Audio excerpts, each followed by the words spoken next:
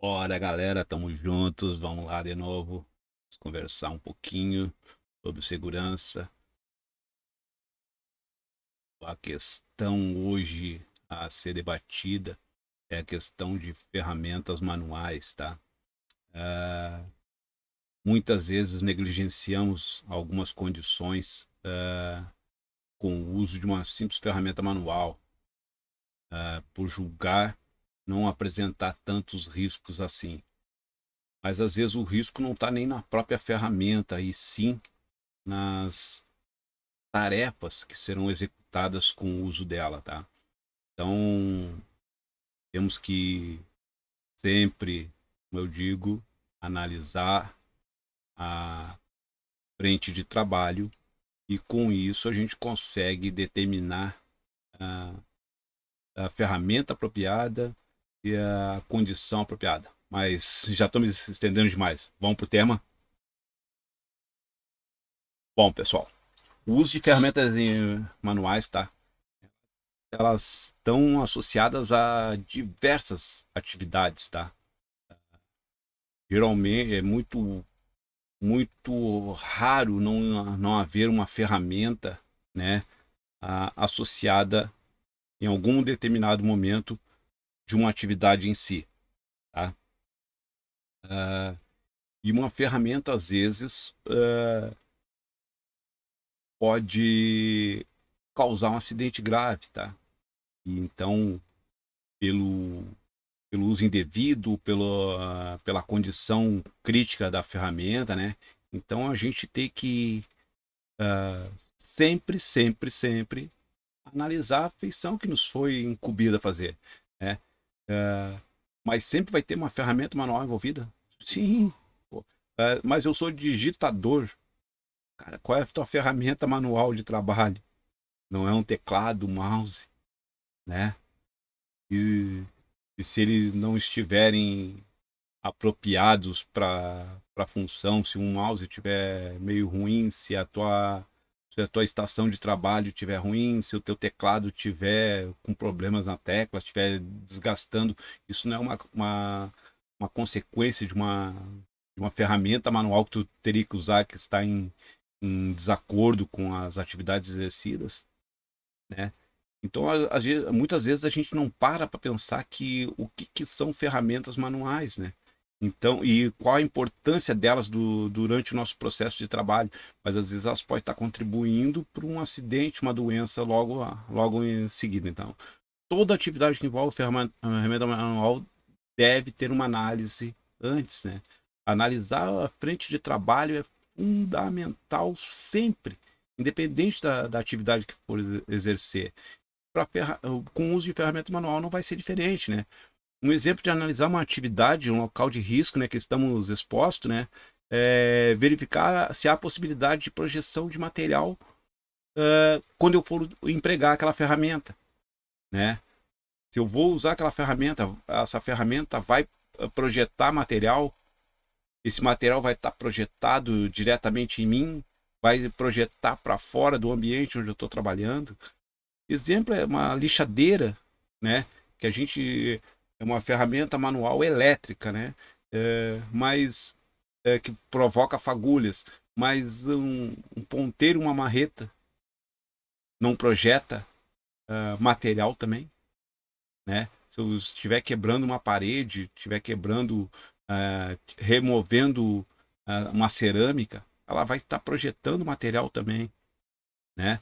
Se eu for utilizar uma alavanca, mas eu estou bem longe, mas o material não pode que você está soltando, tipo uma forma, né? O pessoal da construção civil, tipo uma alavanca para soltar uma forma. Esse material não pode ser projetado para fora da área onde eu estou exercendo essa atividade, né? Ah, vai ter alguma interferência em outras atividades se o material se desprender e for projetado. Verificar as condições de uso de cada ferramenta, né? Pô, é, eu costumo ver eletricista que atua 10 anos, 15 anos na função, pegou seu primeiro jogo de chaves de fenda, ainda tem até hoje, ainda se orgulha em dizer que ainda usa até hoje o mesmo jogo de chave de 10 anos atrás. Mas daí tu vai olhar para chaves de fenda, a maioria tá rombuda, né? Algumas o cabo tá já cheio de rebarbas, né? Porque ele, em determinado momento, ele usou uma ferramenta para bater, usou aquilo como um formão, uma talhadeira, né?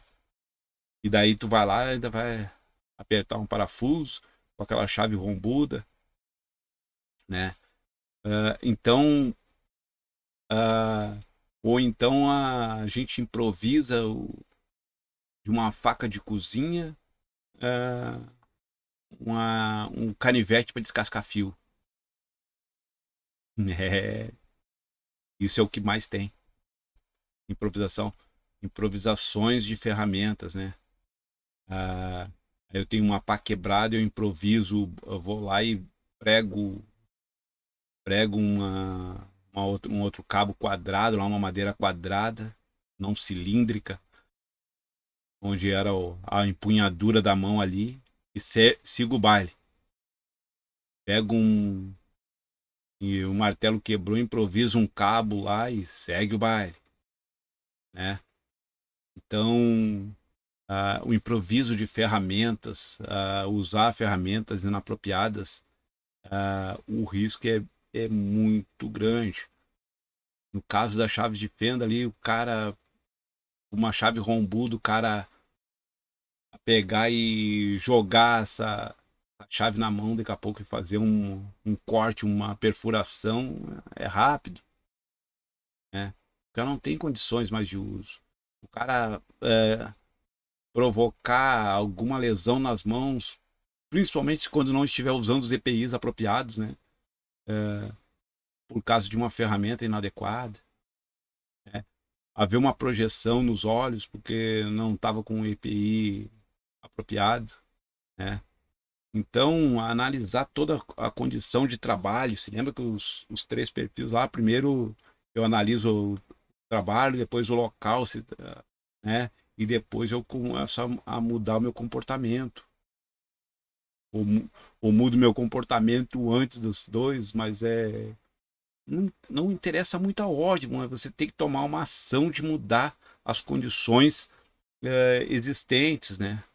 Você tem que tomar consciência que você é a principal peça de todo o processo. Então é você que não pode se lesionar, né?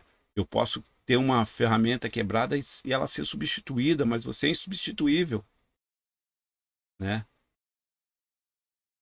Pode ser substituível numa atividade, mas no seu lar você é insubstituível. Para sua família você é insubstituível ou não,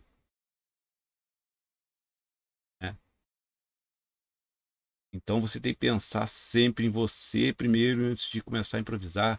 Improvisar corte, descascar fio com estiletes, né? Ferramentas improvisadas, né? Então temos que analisar a atividade como um todo, né? Para ver, focar no que é necessário. Se tiver que isolar uma área por causa de projeção, vou isolar essa área, né? Porque ela vai estar projetando material. Se eu preciso, se está projetando material, tem que estar sempre de óculos. Ferramenta manual, usar ferramenta manual vai ter uma projeção, tem que estar de óculos. Essa ferramenta pode se desprender da minha mão, vou ter que ter algum dispositivo para que impeça isso, se eu estiver trabalhando em altura. Executar de forma segura, sem pressa, né? Sempre estudar as maneiras mais corretas, mais seguras de executá-la, né? Analisar quais dificuldades que eu vou ter para executar essa atividade e depois que eu analisar isso e ter solucionado esse problema, aí sim eu faço a intervenção junto ao espaço na realização da minha atividade. Pessoal? Então, vá lá agora na sua caixa de ferramenta, dê uma olhadinha. O que tem que ser substituído? O que tem que ser trocado? O que tem que ser descartado que não serve mais? que está sem condições. Fala no depósito de ferramentas agora, ó, meu almoxarife, e verifique lá se você não vai estar pagando ferramentas defeituosas para os nossos trabalhadores, né? Dá uma olhada lá se todo o ferramental que está sob sua responsabilidade está em condições de uso. Você também faz parte do processo, meu almoxarife. É você que guarda, faz a manutenção.